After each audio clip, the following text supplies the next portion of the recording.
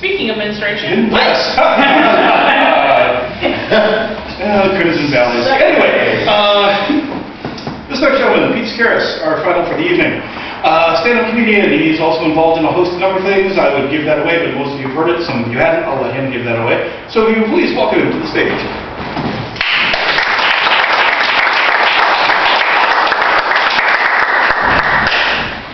Oh my. Another round of applause for that guy. Thank you. You can see him perform in the underground stand-up comedy circuit as the table guy. I'll shoot him the cable guy. Instead of get her done, he says, make sure that task is completed. Anyway, it's been a while. Great to be with you all here tonight. Great to be back on the Samurai stage. And there's been a lot of firsts tonight, so I guess I would lead off with my first lucha show. And what that means is a traditional Mexican wrestling, aka Lucha Libre style show.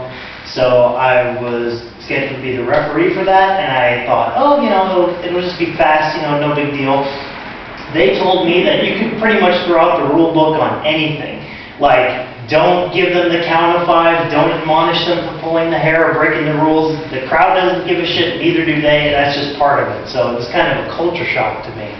And I speak a little Spanish, so that helped me in communicating with the guys. And, like, for example, I was going over a finish with these two guys, which was supposed to be a disqualification for removing the mask, which is an automatic disqualification in Lucha Libre.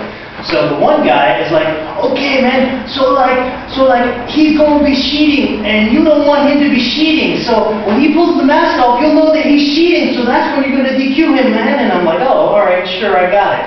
And this guy's name was Red Machine, and his gear consisted of, and I'm not making this up, a black and red BMX outfit and a dollar store cane mask. And he brought a title belt out with him, which was a toy replica of the WCW Hardcore Championship.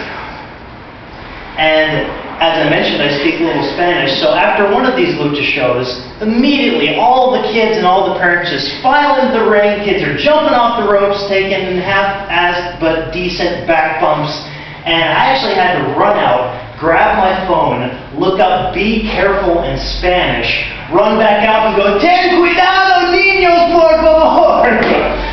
But all in all, the lucha shows are just lightning fast, exhausting, and just downright confusing. As if there weren't enough parallels to my sex life. I have an inner child, as I'm sure most of us do, and, you know, I have an innocent look to me, so a lot of women call me honey, baby, sweetie, sweetheart, and I eat that shit up.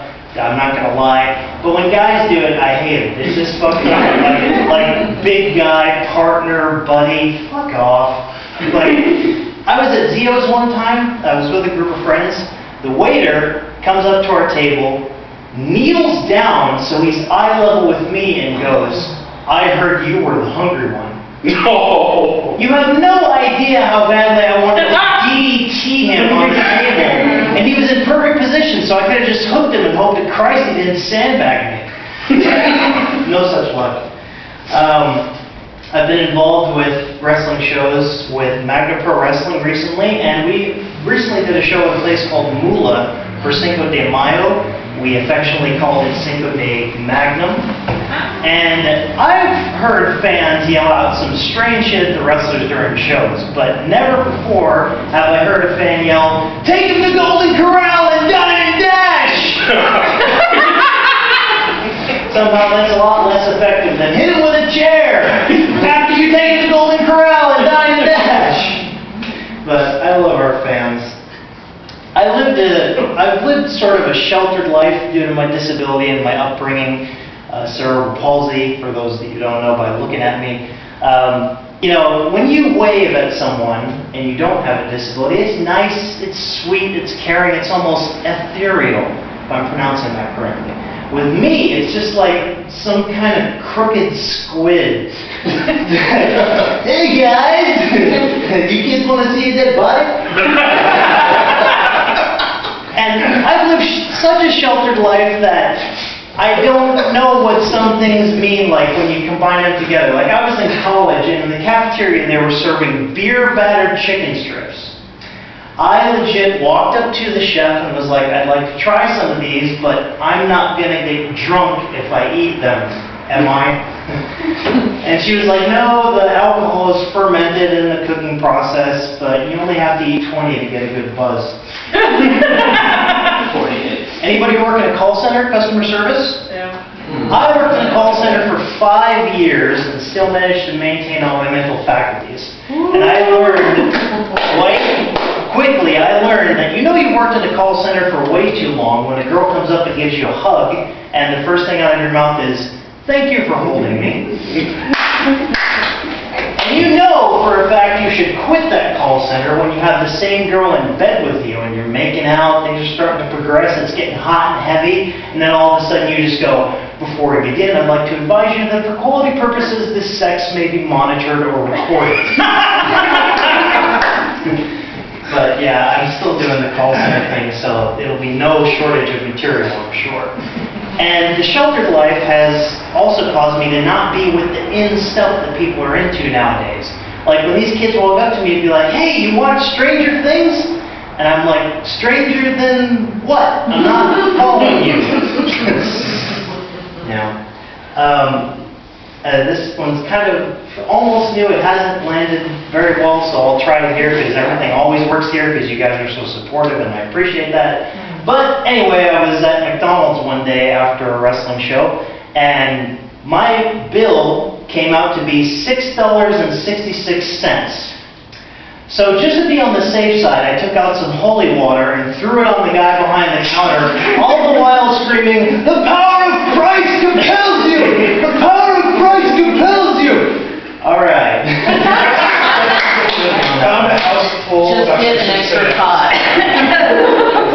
Get pie. I had a girlfriend. We had a love such as mortal men can only dream. I'm not going to go into the details of our breakup because nobody gives a shit, but there were a lot of factors that went into the breakup, but one of them had to be my OCD, because she would be like, baby, when we finally do have sex, you're going to be amazing. And I would go, I know. And then she'd be like, oh, it's going to be great. We're going to do it like 7 times. And I'd go, oh, that's an odd number.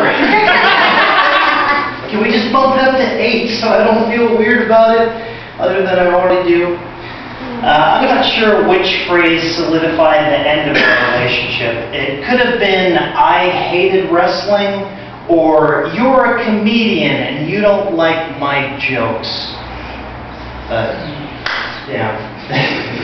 Time to bring you guys back up. I just saw all of the energy leave the room. So To be fair, that was funny, but it was just like... And she wanted to move in, and I put the kibosh on that right away because you have to cook for 2 people, you have to clean for 2 people, you have to masturbate for 2 people. I can't do that. Plus I'm a nerd at heart, a Star Trek TNG nerd to be more specific. So when I see a hot girl at a bar, I just go, Ensign, set course for that attractive woman, warp 9, engage.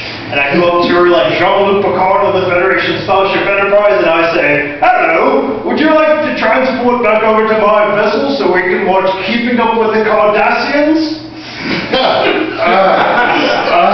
Couple people get that. I really don't care that nobody else did. It's a very niche joke. Throw my neck at you. This is also a very niche joke. Hardcore wrestling fans will only get this one.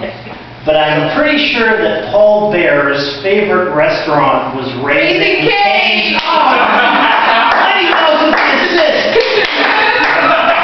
But yeah. I bet when he walks in, because she used to work there. yeah, I bet when he walks in, he'll be like, I'll get the box combo. Oh, yes! Extra Texas toast with the power of the iron. Glad I added more onto that. I'm going to use that extra of that joke. I was on jury duty this past August. It was an enlightening experience. I'd recommend it to anybody. And During the jury selection process, one of the attorneys said thank you, and all of a sudden I heard Siri say, "You're welcome." I kind of looked around, didn't think much of it. And then the other attorney said thank you, and Siri said, "You're welcome. Here's some more results from the web." So I had to turn my phone off. I felt bad. I had to do it all stealth-like. And my phone was completely silent. And I don't mean to go big brother on you guys, but, even if you completely silence your phone, she's still listening. Oh, that bitch is conniving. I walk everywhere. I don't drive for a number of reasons. And usually 95% of the time, my interactions with people are good. Oh, got to get out of the way of this bicyclist or they'll split me in half T-1000 style. But one day I was walking home from work and this older gentleman, he looked to be foreign, Asian, he walks up to me very slow-like and he's got his hands in his pockets. I was like, what is he going to do? Am I going to get stabbed? It's a different world than 10, 15 years ago. He makes a prayer gesture with his hands and goes, "My house is in Nepal. My house is in Nepal. I come to America December 3rd, 2015. $1, $2.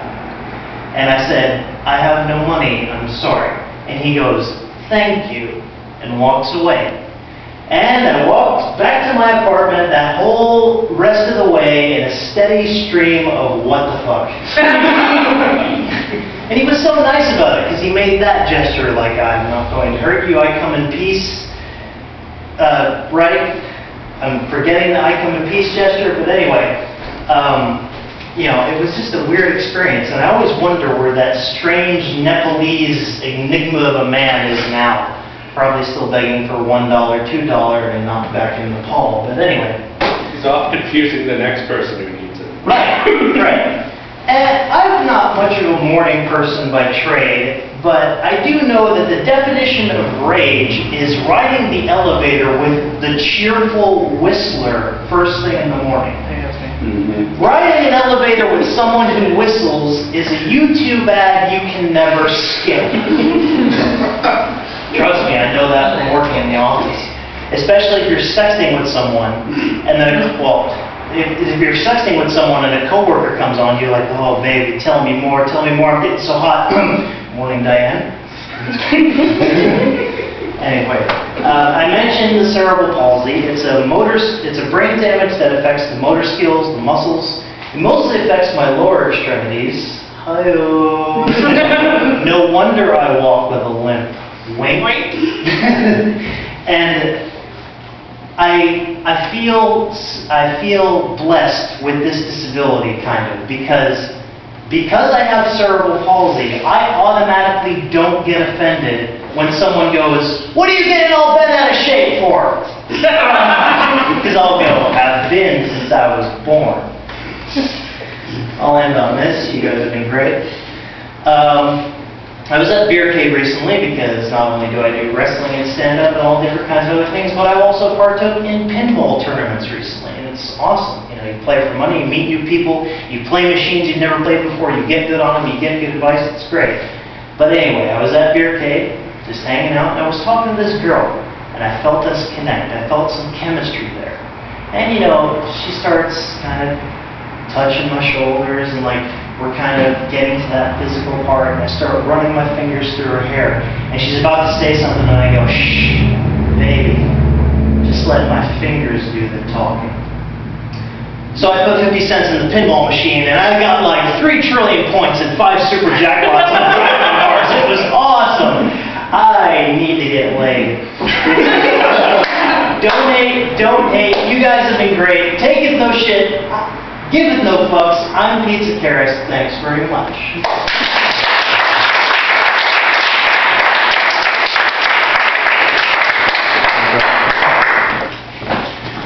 And with that, I believe we are done for the evening. Thank you all very, very much. Thank you very much for providing me with water. Please donate to this wonderful place.